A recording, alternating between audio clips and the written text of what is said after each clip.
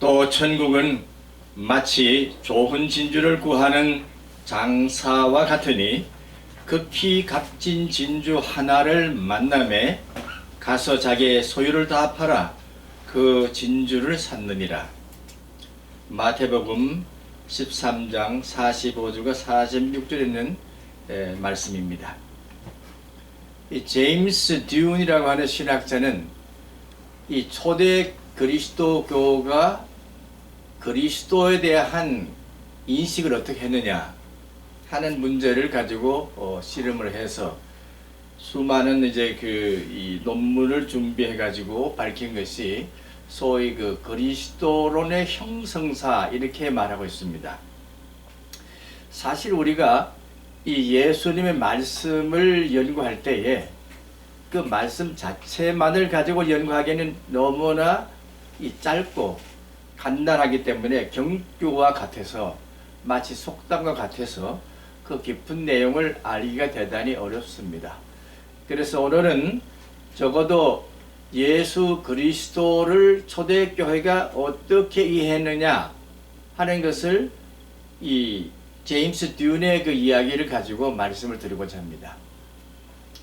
그는 예수님께서 어떤 분인가 하는 것을 초대교회가 생각할 때에 유대 지혜문학이라고 하는 그 배경에서 그리고 또 그 헬라파 그리스도인들 그러니까 알렉산드리아에 가서 주전 150년경에 셉차전타를 만난 사람들의 그 로고스 기독론 이런 것을 이 상정하면서 과연 그리스도는 어떤 분이신가? 그 마태복음과 누가복음에 보면은 이 예수님이 말씀하실 때 내가 말하는 게 아니라 하나님의 지혜가 말한다. 지혜가 말하기를 이렇게 해서 이 잠언서에 있는 지혜를 상징한 그리스도를 이미지화했다고 이렇게 봐서 세 가지 양태로 예수 그리스도를 이해했다는 것입니다. 그래서 그러면 첫째로 천사로서 예수님 그래 천사란 말은 사실은 이 사자란 뜻입니다. 하나님의 보내심을 받은 구체적인 사람, 예언자들이나 왕이나 제사장과 같은 사람들, 이런 사람들을 메신저라고 얘기하는데 그들을 천사라고 이렇게 번역을 하다 보니까 사람들이 우리 오늘 이해하기는 야 천사 그러면은 무슨 보이지 않는 신적인 존재 이렇게 얘기하지만 사실은 그것이 아니고 사람의 모습을 지녔지만은 메신저의 역할을 한다는 뜻에서 그렇게 보는 것입니다. 그러면 성경에는 대천사들이 얼마나 있느냐? 약 72가지 종류의 천사들이 대천사가 있다고 그래요. 그 중에 가장 큰 천사는 이제 이 가브리엘과 같은 이 예수님이 앞으로 태어나실 것을 고지했던 그 가브리엘 천사와 같은 존재, 미카엘과 같은 존재, 라파엘과 같은 존재, 3존재를 대천사로 보고 있습니다. 그 아담과 이브에 대한 얘기를 이제 그 나스틱 리트리처 그러니까 영지 문학 속에서 보면은 아담과 이브가 에덴 동산에서 죄를 짓고 쫓겨났을 때에 그들은 절망을 했다 그거예요. 그 에덴 동산에 쫓겨나니까 그 아담이 이브와 함께 야, 우리 이렇게 살 바에는 우리가 어떻게 하든지 막 죽자. 그냥 죽는데 자살은 할 수 없으니까 굶어 죽자. 그래서 두 사람이 먼저 이제 동굴에 들어갔다 그럽니다. 물론 그 이제 이야기예요. 신학적인 이야기입니다만은. 그래서 40일 동안을 이제 동굴에서 있으니 얼마나 춥겠습니까? 춥고 배고프고 몸이 이제 기진맥진했는데 그때 하나님께서 누구를 보냈냐면은 가브리엘을 보냈다는 거예요. 가브리엘 천사를 보내서 어떻게 위로했냐면은 황금가지를 갖다 주었다. 황금가지. 황금가지를 갖다 주면서 이걸 가지고 다시 소생해라. 그렇게 해서 그들의 영혼이 참 피폐된 몸과 마음과 영혼이 세워져서 희망을 갖게 됐다. 그러니까 황금이라고 하는 것은 영원한 약속을 주시는 거죠. 희망, 소망을 주시는 건데 그 희망을 가지고 살아라. 이렇게 해서 가브리엘이 이제 그 역할을 다 함으로써 이 아담과 이브가 살아났다는 것입니다.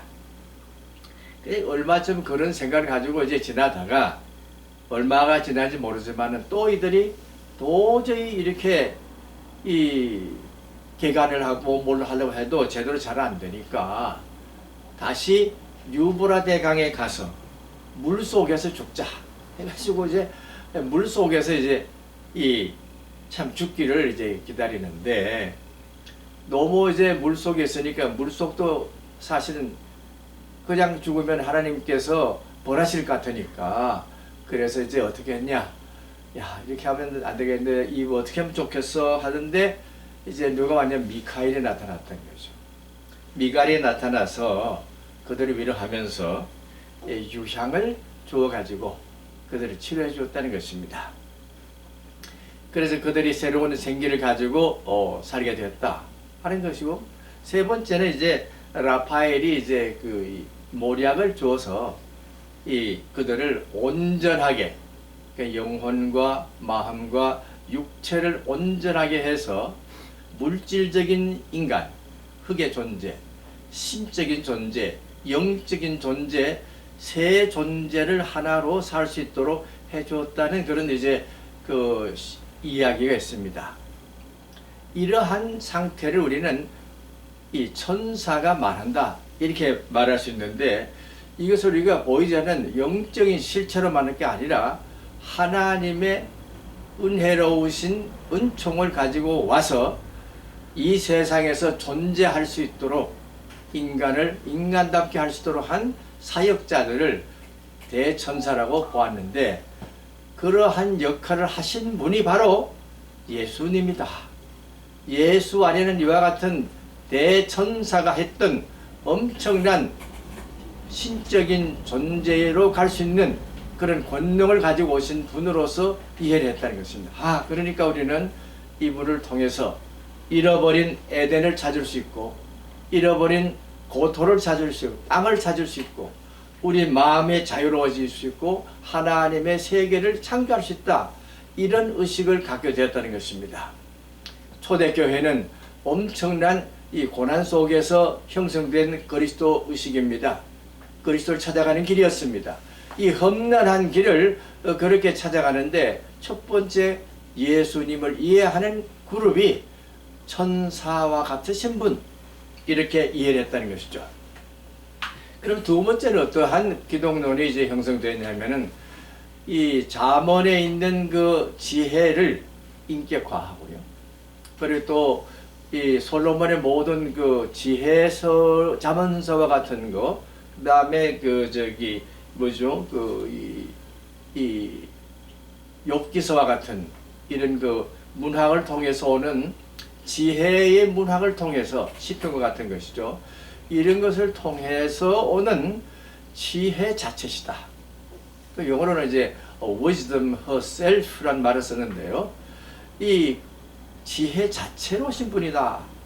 그는 태초 있었던 그 영적인 존재가 아니라 이제는 육신의 몸을 입고 온 지혜 자체다. 지혜 존재다. 이렇게 생각하고 예수님을 따랐다는 것입니다. 그런 면에서 보면 오늘 읽은 이 마태복음 13장은 지혜 진주를 상징할 수가 있습니다. 자기의 존재, 그러니까 예수님이 자기 자신을 표현할 때에 무엇으로 나는 이러이러한 존재다라고 이제 이 요한복음이 얘기했지만, 이것을 이 상상적인 모형, 그러니까 이 초상이라고 그러죠. 그림. 이 자기 자신을 초상화할 때에 어떤 모습으로 초상화했냐면, 나는 참 진주를 찾는 사람이다. 지혜 진주로서 지혜를 찾는 지혜 장수와 같은 사람이다. 그러므로 너희들 속에는 참으로 내가 가지고 있는 이 지혜를 가지고 있어야 된다. 이렇게 가르치고 있다고 볼 수가 있습니다. 그래서 저는 이러한 이 지혜 문학을 영적인 상상의 통로를 통해서 깨닫는 세계다, 이렇게 보는 것이죠. 우리 어린 아이들이 상상의 세계를 가지고 삽니다. 그래서 부모님들이 어린 아이들에게 옛날 옛적 얘기를 하는데요. 제가 1983년 이 구라파 여행에 갔을 때에 이 덴마크라고 하는 나라에 가봤어요. 여러분 잘 아시는 대로 덴마크에서 뭐 유명한 분이 났죠. 그 안델센이라는 동화 작가가 났지 않습니까? 그분의 동상이 이 곳곳마다 서 있는 걸 보았어요. 그래서 물어봤습니다. 왜 이렇게 이 안델센의 그 동상이 이렇게 있습니까? 그랬더니 구라파 전체는 어린 아이들이 안델센의 동화를 통해서 자라났다. 그래서 그분은 우리의 선생님이다. 그래서 우리는 그분을 기념한다. 이렇게 얘기했습니다. 그러니 얼마나 아름답습니까? 안델센 한 사람의 동화가 전 세계를 석권하면서 어린이들이 그 이야기 가운데 살았다 그거예요. 뭐 우리 한국도 더 말할 것 없죠. 안델센의 동화를 듣지 못한 사람은 거의 없을 것입니다. 그런 아름다운 세계를 상상해 줄 수 있는 동화 문학, 영성 문학적인 통찰이 예수님의 이 비유 가운데는 표출될 수 있다. 그래서 그것을 저는 응축됐다고 이렇게 얘기하고 싶습니다. 예수님의 말씀 속에는 하나님의 지혜가 농축되어 있고 응축되어 있어서 그것을 우리가 잘 곱씹는다면 우리에게 무한한 상상의 세계, 창조의 세계를 그릴 수 있도록 해주신 것이다. 그러한 동기 지움을 우리가 받을 때만 그리스도가 과연 어떠한 분인가 하는 것을 펼쳐볼 수가 있는 것이죠. 실제적으로 이 진주를 연구해 본 결과는 이 진주는 약 10만 여종이 있다고 합니다. 10만 여종 중에 진주가 될 수 있는 조개가 한 1만 뭐 몇천 종이 되는데 그 중에는 두 가지 종류가 있다 이게요. 이 진주에 붙어 있는 조개, 그러니까 진주 그 껍데기 안에서 붙어 있는 이 부착이 있고 그다음에 떨어져 있는 게 있다 이게. 그래서 사람들이 선호하는 것은 이렇게 유리된 진주를 선호한다 이것이죠. 이제 12세기부터 15세기 사이까지는 다이아몬드를 새로 이 마가하기 전까지는 진주가 제일 많이 이제 자랐는데 크기가 얼마냐? 1mm 정도에서 10몇 mm까지 이렇게 나타나는데 뭐 더 큰 것도 있겠죠. 그런데 연구의 결과에 보면은 이 진주는 살아있는 존재다 이게 살아있는 존재. 그래서 거기에 만일 어떤 상처를 준다면 죽는다는 것입니다. 진주가 100년이 됐든 200년이 됐든 사람이 가지고 있지만은 조직을 보면 진주는 살아있는 생명체라는 것입니다. 그런 면에서 보면 예수님이 지금 얘기하신 이 상상은 진주가 가지고 있는 생명체, 뭔가 진주가 가지고 있는 그 보배됨을 잘 아시고 그 진주와 같은 사람을 찾는 것이 바로 천국을 찾는 것 같다. 이렇게 가르쳐 주신 것입니다. 그래서 우리는 예수님 말씀을 접근할 때 그와 같은 방법론을 가지고 접근할 필요가 있습니다. 사물을 볼 필요가 있습니다. 성경 속에는 수많은 식물의 세계, 동물의 세계가 있고 자연의 세계가 있습니다. 그 자연 속에서 예수님은 뭔가 하늘나라를 이해할 수 있도록 그 mediating materials, 이 중보하는 그러한 것들을 많이 찾으셨다 이렇게 볼 수가 있는데 예수님만 아니고 많은 영성문학 작가들이 예수님처럼 이 지혜의 문학을 통해서 하늘나라의 세계를 그리고 시로 표현하고 동화로 구현하고 그리고 여러 가지 문학 형식으로 그 세계를 표출해 들어갔습니다. 오늘 우리 한국도 그런 면에서 한국교회도 예수님의 이와 같은 지혜 문학적인 요소를 통해서 많은 사람들이 그리스도께로 올 수 있도록 이 작품을 많이 만들어내야 할 것입니다. 그중에 특별히 이 칸타타와 같은 좋은 그 성가곡을 만들어서 함께 부름으로써 영적인 성장이 있어야 될 걸로 압니다. 그리고 제임스 듀는 셋째 번으로 이 로고스 기독론을 얘기했다. 로고스. 알다시피 로고스란 말은 히랍어인데요. 히랍에서 로고스란 말은 원리라는 말을 씁니다. principle. 그러니까 모든 것을 발견할 수 있는 발견의 원리, heuristic principle이라 이렇게 얘기해서 예수님을 통해서 하나님의 모든 세계를 발견할 수 있다고 믿었던 헬라파 그리스도인이 주장한 것이 요한복음서에 있다는 것입니다. 그래서 이미 이 구약의 지혜를 헬라 세계로 번역하는 셉차진타에서는 구약의 호크마를 로고스로 이미 번역했다 이것입니다. 그 로고스적인 신성의 세계를 이미 유대인들은 그렇게 했는데 한쪽에서는 타락이다. 왜? 토착화했으니까. 순수한 하나님의 지혜를 이 인간이 가지고 있는 인간의 의식 속에다가 얘기하지 않느냐. 도덕과 윤리와 이 뭡니까?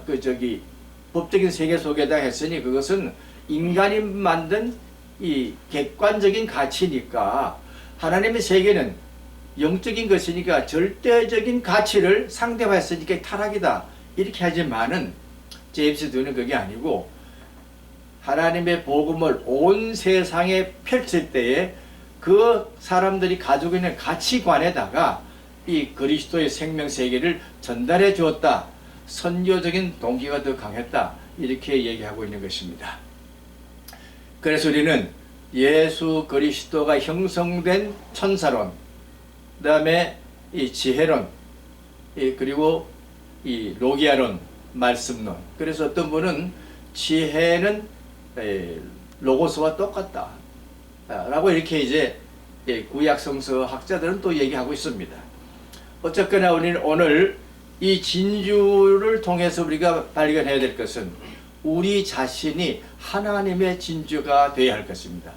그래서 누구든지 우리를 비싸게 사고 팔릴 수 있는 진주로서 존재해야 되는데 오늘 같은 이러한 때에 우리 그리스도인들은 모두 다 하나님이 기뻐하시는 지혜 진주로서 존재하면서 많은 사람들에게 지혜를 가르치는 오늘 시대의 지혜의 선구자들이 되어야 할 것입니다. 우리가 무엇을 하든지 이와 같은 지혜의 세계 속에서 운행하시는 그리스도의 생명세계를 가지고 사는 꿋꿋한 참으로 하나님의 뜻대로 사는 진주의 세계를 창조해 나가시기를 주님의 이름으로 축원합니다. 아멘.